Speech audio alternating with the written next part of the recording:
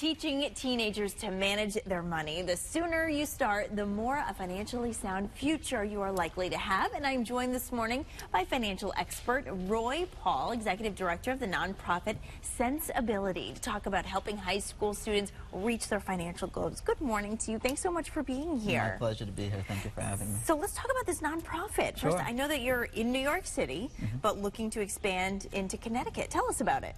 Sure. It was founded in 2004 by Alexa DuPont Bell and John Moore, and they were students at Harvard Business School. And despite having that kind of access to knowledge, they had some financial issues, and they looked to each other and said, if you and I are going through these types of issues, can you imagine teenagers, especially those in low-income communities? We should do something to give back, and that's how we got Sensibility. Wow. Okay, so how does it work?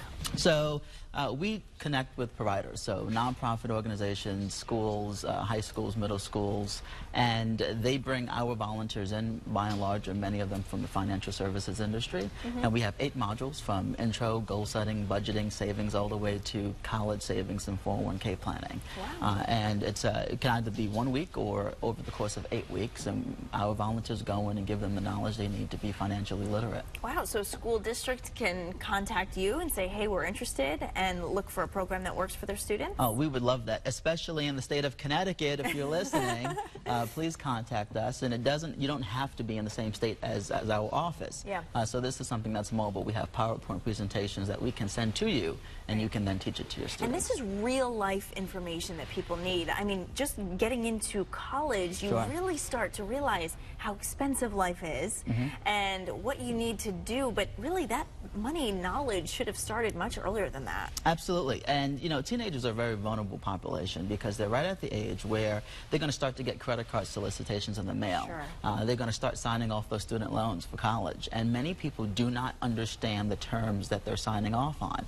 And so there are some basic tips and principles that they can follow to make sure that they're leading a good, healthy life financially. One of them with respect to savings. I like the 50-30-20 rule. 50% of your income on things you absolutely have to buy, 30% on things that you don't really need, but you want them, vacations, ancillary things, and then 20% you save it. And that's something that we try to teach young people to do on a fixed basis, to pay yourself first, and it's critically important for your future. When it comes to budgeting, 41% of Americans do not have a budget, and we try to teach them to make sure that you understand what a budget is. You know, we live in a very technologically savvy world. Google is your friend, as I like to say. Just Google what is a budget, so that you make sure that you are following the basic steps. And the third, with respect to credit, your needs versus your want. This is a big thing because we have a lot of young people who come to us and they say, I want to buy sneakers, and they get the credit card slips in the mail and they go, oh wait, I can get a $500 credit line. And they go, okay, you get the credit card and you're tempted, right? You want to go buy the sneakers, you don't have the cash, so you put it on the card.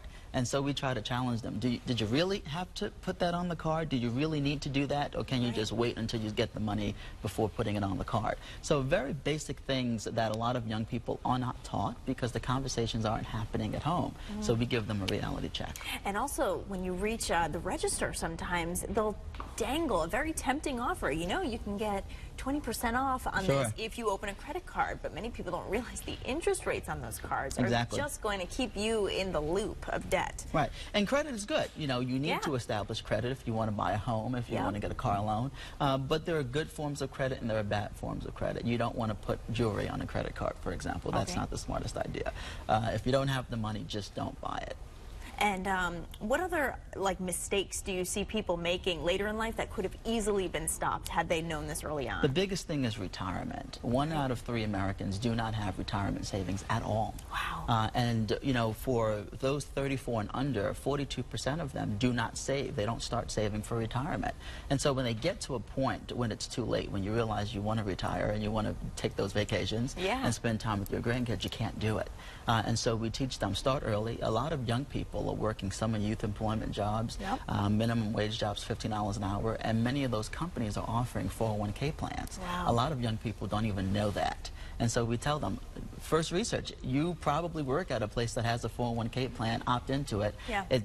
pre-tax dollars. You don't ever see it, and it has no effect on your check. So why not start early to do that? Such valuable information. I really appreciate you being here. Absolutely. Roy Paul with Sensibility in New York, hoping to expand in Connecticut. Thank you so much. My Really pleasure. appreciate all this great information. Thank you. Thank you.